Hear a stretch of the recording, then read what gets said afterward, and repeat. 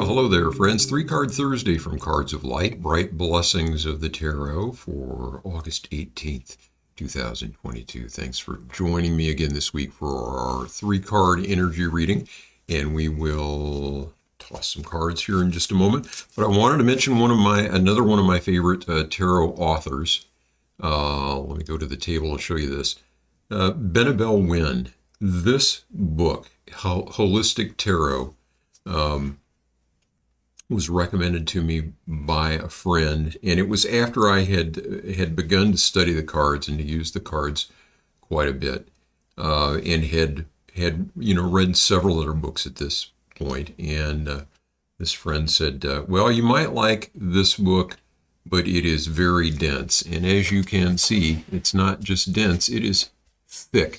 This is like, as far as I'm concerned, the essential reference to the art of tarot. Just incredible, the depth of knowledge that Bell has, and the correspondences from all the different systems. She's just got such a command of that and brings it together all beautifully. So it's not an easy, like, sit down in the evening, reading sort of thing. You'd have to work your way through it a little at a time, but it is a very, very good reference volume. And if you're serious about the cards, it certainly deserves a place on your bookshelves. So, all right. And I'll link out to her YouTube channel as well. Lots of interesting things there. In addition to tarot, lots of just very cool things about magic and other stuff. All right, let's give these a shuffle. And again, we're working with the Thoth deck this week. Let's take just a moment to breathe and get our minds still.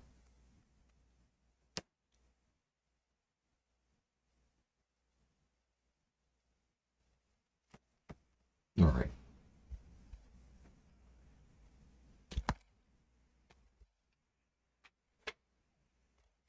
See what the cards have in store here. Okay, we've got the Seven of Cups, debauch, as Crowley styles it. And then we've got the Art card, our first major,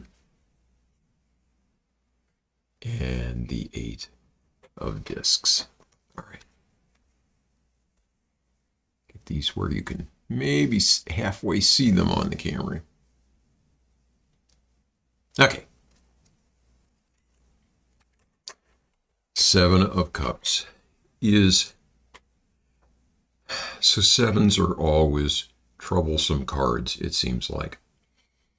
Cups, the suit of emotions, the suit of relationships, the suit of the heart. And this seven card, this is Venus in Scorpio. Sounds like a party. And I think that when we talked about this card before, I mean, it looks like you've taken just you've eaten one too many cookies and had one too many Manhattans all at the same time. You came to this party and you were ready to cut loose, and boy, golly, did you. And now you're not feeling so good. That's kind of the way that this card appears, too. It's just this nasty, dripping green gunge coming from the cups. I love Lady Harris' depiction of this particular card. In the Rider deck, this is the one that has the table full of cups with all of the different fantastical things popping out of them. And it's like just too much, just too many choices, too much fun, too many distractions. And so there may be some of that energy coming into either the current moment or to the weekend to come for many of us. When I see this card, I think that it means, I need to focus a little bit. and maybe recover a little bit. Drink some water, get plenty of fluids, get some rest, get over whatever it was that got you to this point where you don't feel so good, and don't get drawn into the distractions any further. Settle down, calm down, get some rest. You'll feel better in the morning. Take some Alka-Seltzer, maybe. I don't know. Okay, then we've got the art card here, which is the only major in this spread. And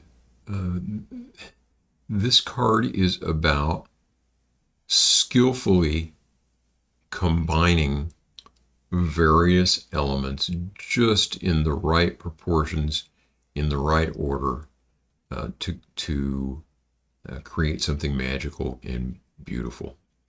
In other decks, this would be called temperance. And so there's that thought of bringing together just the right elements at just the right time, just the right order, just the right ceremony, perhaps, to make something beautiful and magical happen. So this could be cooking. For some reason, I'm getting that impression that this is for somebody tackling a recipe, something that you've always wanted to cook, but just kind of haven't kind of had the wherewithal to take on yet, or you've been a little timid about it or something like that, or maybe have tried a certain dish and it hasn't worked out. Now may be the time to do that. It's odd, the impressions that we get from the cards sometimes, but I'm getting a strong sense of somebody in the kitchen with this one. So this is you. Don't lose heart.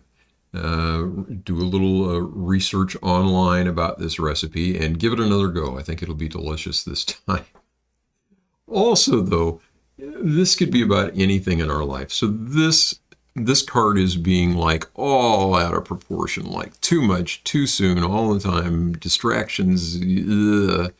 And this one is about everything just being in the right proportions, in the right order, and working out just perfectly. So if we're feeling this mess over here at the moment or starting this weekend, we can look forward to this in the middle, that everything kind of working out right. But to do that, we've got to let go of whatever got us here, all of the distractions, all of the just flurry of stuff, and do things and follow the recipe would probably be the best way to describe the message and energy coming from this art card this time around. All right, if I haven't lost you yet, we have the Eight of Discs over here. Crowley styles this one Prudence, and I think of this card as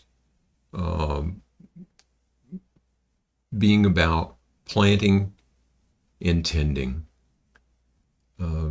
day after day, planting good seeds, tending them, and then trusting the good earth or the universe to give us the harvest when the time is right. This is also, it's the card of practice makes perfect. It's the card of repeating something over and over and over. And again, trusting that through those repetitions, through that process, things will turn out right. So that's our recipe for success here moving forward, is to do little things well day after day after day. And not get attached to the results. If you make a garden, sometimes you're going to get creatures come in and eating your produce. Sometimes you're going to get storms. Sometimes you're going to get drought and scorching heat where things don't turn out. But sometimes you get a bumper crop, and you make a garden. It's an act of faith. Uh, so we can apply this to anything that we want to achieve in life. We do good work. We do it day after day, and uh, then the outcomes either come or they don't come. We don't do the work, the outcomes very likely will not come. We do the work, sometimes we win, sometimes we lose. So let's not get attached to that. Let's spend our time uh, doing good work for the sake of doing that good work. I hope this makes some sense. I'm feeling a little bit disjointed today. Maybe I haven't had any cookies, I haven't had any Manhattans, but my tired old brain.